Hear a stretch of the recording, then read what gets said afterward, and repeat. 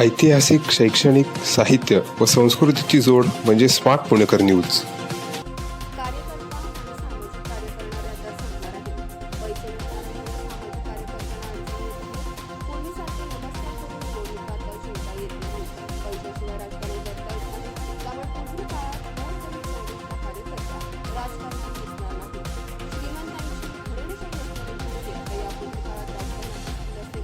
माजी आमदार रवींद्र दहिकर यांनी व्यक्त केले. जाधवर ग्रुप ऑफ इन्स्टिट्यूटच्या आणि सत्य फाउंडेशन यांच्या वतीने गोरगरीब व गरजू लोकांना 12,000 कपड्यांचे वाटप करण्यात आले. नर येथील प्राचार्य डॉक्टर सुधाकरराव जाधव शैक्षणिक संकुलेत उपक्रमाचे आयोजन करण्यात आले होते.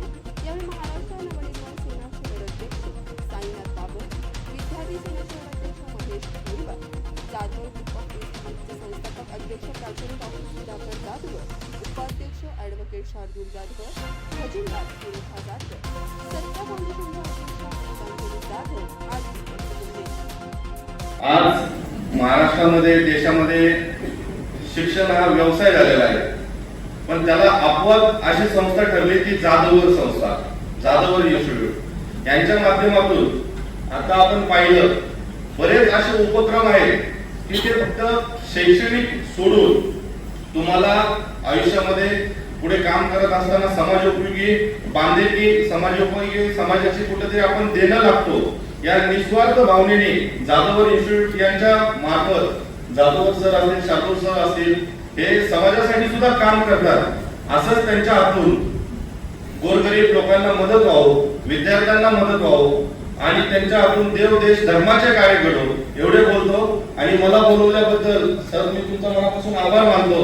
जय हिंद, जय Maharashtra. Jadhavar group of institute व सत्य फाउंडेशन यांच्या माध्यमातून आज या ठिकाणी 12,000 गोरगरीब लोकांना कपडे वाटपाचा कार्यक्रम या ठिकाणी आपलं इन्स्टिट्यूट करत आहे. खर तर सर्वांना शुभेच्छा कशा द्यायच्या हा खूप मोठा प्रश्न आहे की आज पण आपल्या देशाची, महाराष्ट्राची परिस्थिती ही कपड्यामधून सुरुवात होती. स्वातंत्र्य काळ उलटून जवळपास 80 वर्ष होत आहे आणि आज पण आपण लाईट, पाणी, ड्रेनेज, अन्न, कपडे याच्यावरच भांडत आहोत आणि यासाठीच आपण आज प्रत्येक जण जात आहोत.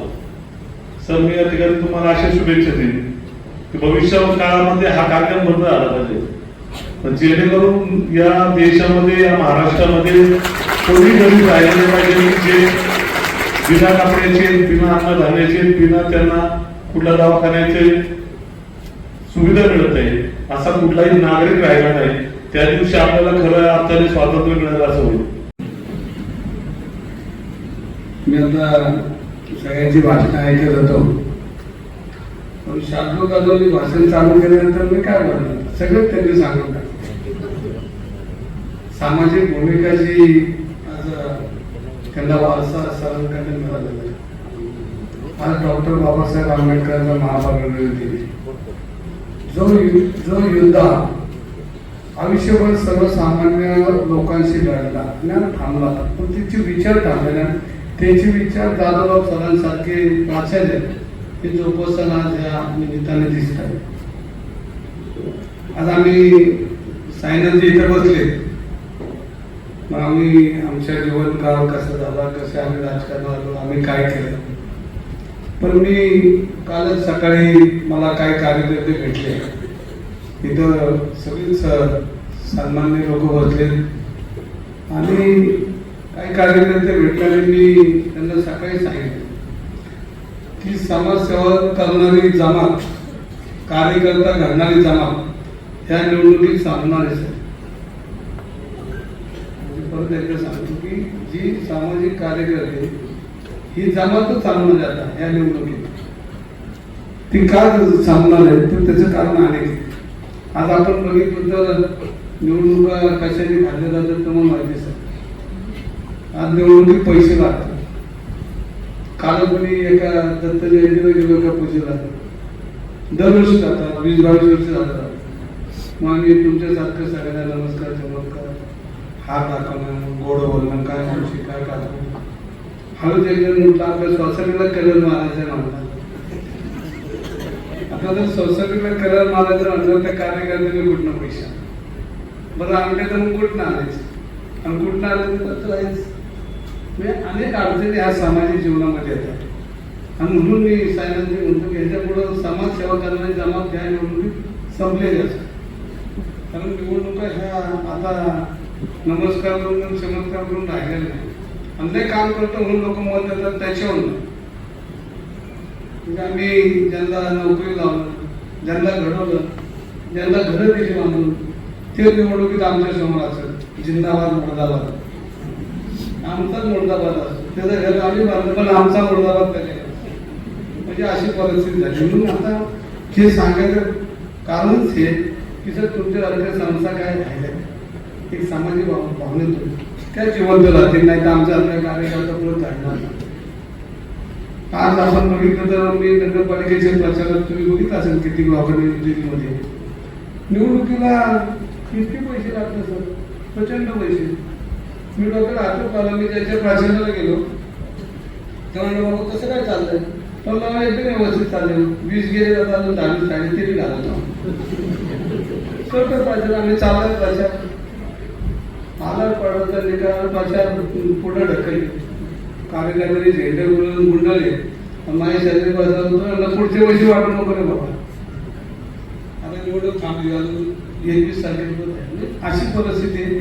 तेव्हा आता सामाजिक कार्यकर्ता ही जमा, गोरगरीब कार्यकर्ता हा राजकारणात दिसणार नाही सर. याच्यामध्ये दिसणारे श्रीमंतांची मुलं परत येतात, घरवेश आहे आणि त्यांच्या हाताने पक्ष.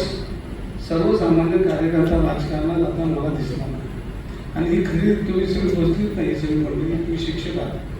हे का सांगायचं की ह्याच्या पुढे जर आपल्या शरीरात एखाद्या आजारी पडलं ना तर त्याला उचलायला कोण जाणार, कारण ही लोकांच्या चूक आहे. लोकांनी जर असंच जर पैसे घेणार असतील तर मग कार्यकर्त्यांनी पैसे आणणार नाही आणि मग चळवळीतला कार्यकर्ते तुम्हाला सापडणार नाही. सर आता तुम्ही तर आयुष्य लोकांचे चेहरे वाचतात, आमचाही चेहरा तुम्ही पूर्वीच वाचलेला आहे. कारण सरांचे माझे संबंध गेले 30 वर्षापेक्षा जास्त. मी कार्यकर्ता होतो त्यावेळेला. सर भेटले की मला कधी कधी थांबणार, मी म्हणलं हा बाबा मला का बघून थांबलं, एवढा सूट बूट मी जॅकेट आलं घेतलं त्यांच्याकडून, जॅकेट मी घालून सर घालून तर आलं मी घालून.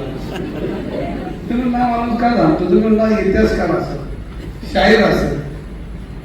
पण नंतर मी जसं जवळ गेलो सरांच्या तर मग मला संसार कळले सरांचे आणि मग सरांचा अनेक आपण बघतो मग हा नेता तो नेता तो नेता सगळे नेते वाचतात सर. म्हणून एक कौतुक घ्यायला वाटतं सर तुमच्या मला तुमच्याकडे जे जीवनामध्ये तुम्हाला मी बघितलं पाहिजे, ग्रामीण भागातून आलेले व्यक्ती म्हणतो एवढी संस्था घडवली, लाखो विद्यार्थी असो तुम्ही घडले जातात, सामाजिक भावना आहे. आणि मी माझ्या संस्थेचे संबंध नेते संबंध चांगले आहेत की आम्ही गेलो तर आम्हाला पहिला अर्धा कप चहा असतो आणि नंतर सांगतो सर ह्याच्यासाठी आम्हाला आपण जातो संस्थेमध्ये, मग आम्ही सांगतो की खालच्या माणसाची बोलून घेतो.